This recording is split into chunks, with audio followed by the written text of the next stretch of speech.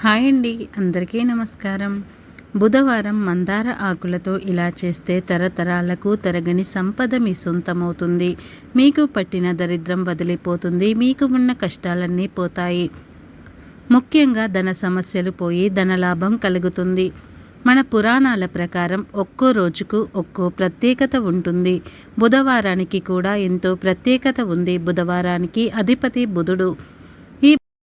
బుధుడు ఒక నపుంసక గ్రహం. తారాచంద్రులకు జన్మించాడు. బుధుడి అధిష్టాన దేవుడు వినాయకుడు. బుధవారం రోజు గణపతిని ఆలయాల్లో దర్శించుకుంటే మంచిది. ఆలయానికి వెళ్ళడం కుదరని వారు ఇంటి వద్దే గణపతిని గరికతో పూజించడం ద్వారా చక్కటి శుభ ఫలితాలను పొందవచ్చు.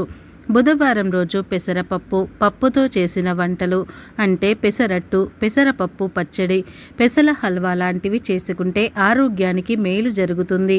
ఈరోజు చింతపండు తింటే మంచిది. ఇక తీవ్రమైన ఆటంకాలు, ఇబ్బందులు ఎదుర్కొనేవారు బుధవారం రోజు మందార ఆకులతో ఈ చిన్న పరిహారం చేస్తే చాలు.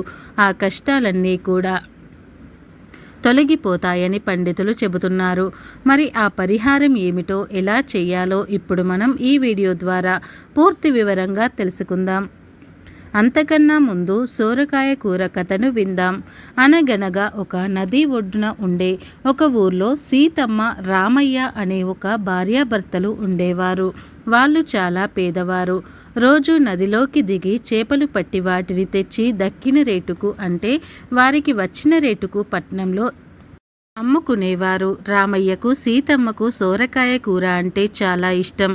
ఒక రోజున రామయ్యకు సోరకాయ కూర తినాలనిపించింది.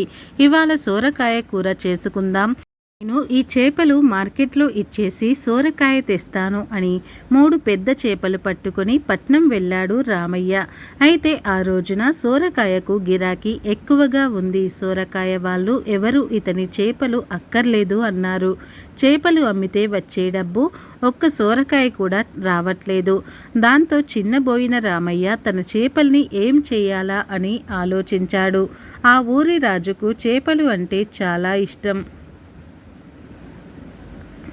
తను చేపలు తీసుకుని వెళ్ళి రాజుగారికి బహుమతి ఇస్తే తను సంతోషపడి ఏం కావాలి అని అడుగుతాడు. అప్పుడు తను 2 సోరకాయలు ఇప్పించండి మహారాజు అనవచ్చు అనుకొని వాటిని తీసుకుని వెళ్ళి రాజుగారి ముందు పెట్టాడు రామయ్య. అయితే ఆ రోజు యువరాణి పుట్టినరోజు. అందరూ ఆ పాపకు ఏవేవో బహుమతులు ఇస్తూ ఉన్నారు. రాజుగారు చేపలనైతే తీసుకున్నారు, కానీ బదులుగా రామయ్యకు ఏమీ ఇవ్వలేదు. రామయ్య చాలా బాధపడ్డాడు. విచారంగా ఇంటికి బయలుదేరాడు. బయట ఉన్న కాపలా వాళ్ళు అతని ముఖం చూసి సంగతి ఏమిటి అని అడిగారు. రామయ్య తన గోడంతా కూడా వెళ్ళబుచ్చుకున్నాడు. అయ్యో, ఎంత పని అయ్యింది! ఇవాళ యువరాణి పుట్టినరోజు కదా, అందరికీ భోజనాలు పెడుతున్నారు చూడు, అక్కడ సోరకాయ కూర చేస్తున్నారు. నువ్వు అక్కడే భోజనం చేసి పోయిక, కనీసం ఆ కోరికైనా కొంతైనా తీరుతుంది అన్నారు వాళ్ళు. రామయ్య పోయి అందరితో పాటు భోజనం చేశాడు. సోరకాయ కూర చాలా బాగుంది. 3-4 సార్లు వేయించుకొని తిన్నాడు కూడా. తనకైతే తృప్తి అయ్యింది, కానీ తన భార్య అయిన సీతమ్మకు ఏమీ లేదే అనిపించింది. తనకు కొంచెం కూర తీసి తన గిన్నెలోనికి వేసుకుని లేచి వెళ్ళిపోయి చెయ్యి కడుక్కున్నాడు. అక్కడే బయట నిలబడి ఉన్నది రాజకుమార్తె. రామయ్య చేసిన పని చూస్తూనే ఉంది. అతన్ని పిలిచి ఏంటి తీసుకువెళ్తున్నావు అని అడిగింది.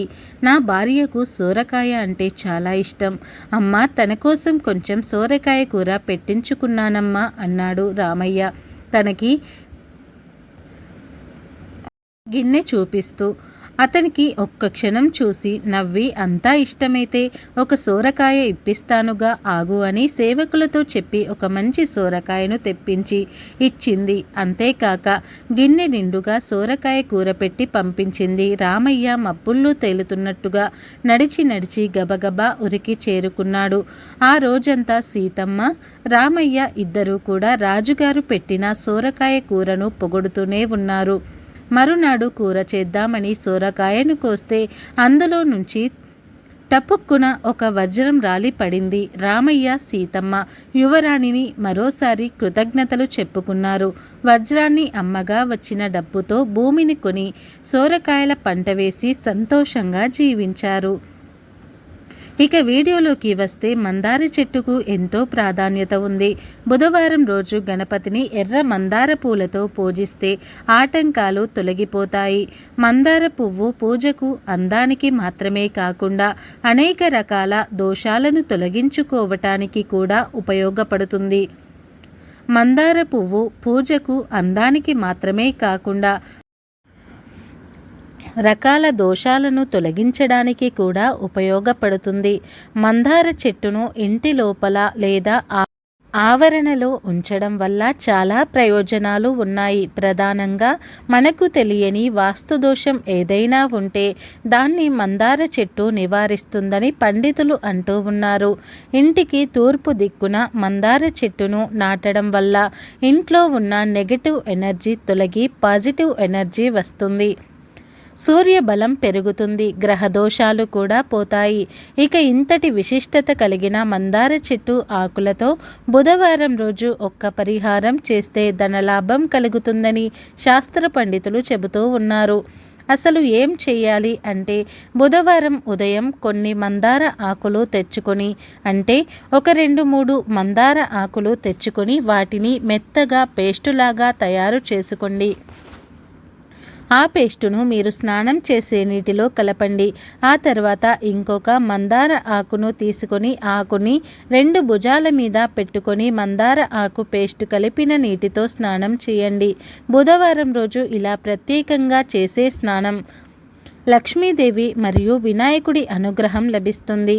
ప్రతి బుధవారం ఇలా స్నానం చేశారంటే మీకు ఉన్న ఆటంకాలు పోతాయి. ఇలా స్నానం చేసిన తర్వాత మాత్రం ఖచ్చితంగా గణపతి ముందు ఎర్ర మందార పువ్వు పెట్టి నమస్కారం చేసుకోవాలి. ఇలా ప్రతి బుధవారం చేస్తే మీ ఇల్లు బంగారుమయమవుతుంది.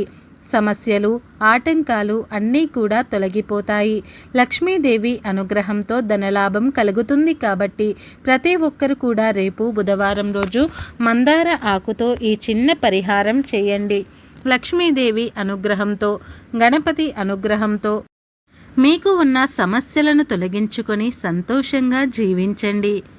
రేపు బుధవారం రోజు గుర్తుపెట్టుకొని ఇంట్లో ఈ ఆకును కాలిస్తే గంటలో మీ ఇంట్లోని దరిద్రమంతా కూడా పోతుంది. మీ జీవితం మారి కోటీశ్వరులుగా మారిపోతారు. మీ ఇంట్లో ఉన్న నెగటివ్ ఎనర్జీ, నకారాత్మక శక్తులు, దిష్టి దోషాలన్నీ కూడా పోతాయి. అపర కుబేరులుగా మారిపోతారని పండితులు చెబుతూ ఉన్నారు.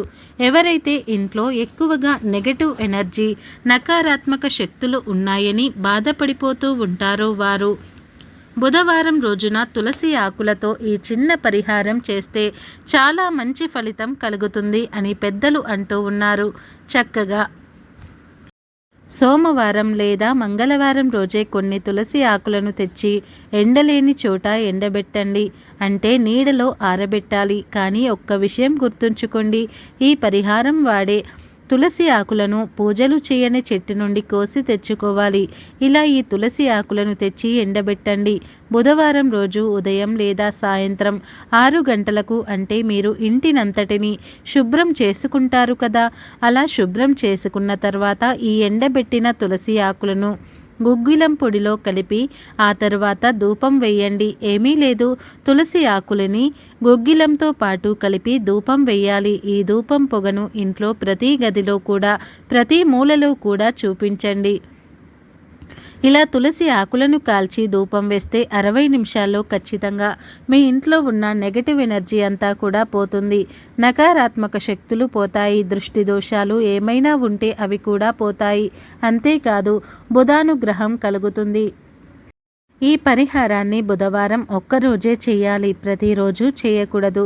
అంటే మీరు తులసి ఆకులతో ధూపం వేస్తారు కదా, బుధవారం రోజు వేస్తే సరిపోతుంది. లక్ష్మీదేవి అనుగ్రహం లభిస్తుంది.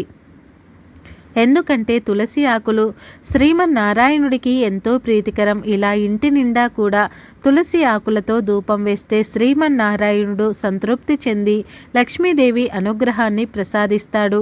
ముఖ్యంగా ఎవరైతే విపరీతమైన ఆర్థిక సమస్యల వలన ఇబ్బందులను ఎదుర్కొంటున్నారో వారు ప్రతి బుధవారం రోజున క్రమం తప్పకుండా ఇలా తులసి ఆకులను కాల్చి ధూపం వేస్తే చాలా త్వరగా అంటే ఆ సమస్యల నుండి బయటపడే మార్గం తెలుస్తుంది. అప్పులు ఉన్నా తీరిపోతాయి. ఈ పరిహారం అన్ని రకాలుగా కూడా ఉపయోగపడుతుంది. ఆడవారు మగవారు ఎవరైనా సరే ఈ పరిహారం చేసుకోవచ్చు. ఎలాంటి తప్పు లేదు. మరి విన్నారు కదా, మీరు కూడా బుధవారం రోజు తులసి ఆకులతో ఈ చిన్న పరిహారం చేసి శుభ ఫలితాలను పొంది తులసి ఆకులతో ధూపం వేసి మీ దరిద్రాన్ని తొలగించుకొని ఆనందంగా జీవించండి.